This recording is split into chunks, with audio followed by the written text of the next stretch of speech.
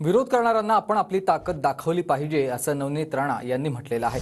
जिथे कोणी उमेदवार पोहोचू शकणार नाही तिथे मी पोहोचले, मी अचलपूर आणि मेळघाटपर्यंत पोहोचले असं नवनीत राणा यांनी म्हटलेलं आहे। तर वल्गना करणाऱ्यांना त्यांची जागा दाखव, नवनीत राणा आणि अनिल बोंडे यांचा सध्या बच्चू कडूंवर हा निशाणा आपण बघतोय। वल्गना करणाऱ्यांना त्यांची जागा दाखव असं अनिल बोंडे म्हणालेले आहेत।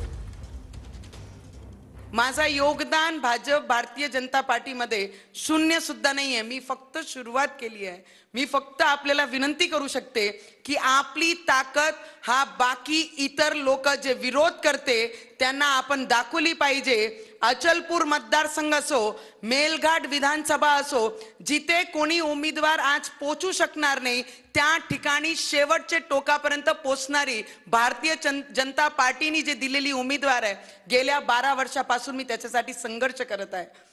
किती वल्गना करो, अनेक जण वल्गना करणारे आहेत की कोणी किती वल्गना करो, परंतु त्या वल्गना करणाऱ्यांना ते अचलपूर असो, तो अचलपूर मतदारसंघ असो, तो मेळघाट मतदारसंघ असो किंवा अमरावती असो, तिथे त्यांना जागा दाखवून देण्याची संधी आपल्याला आहे।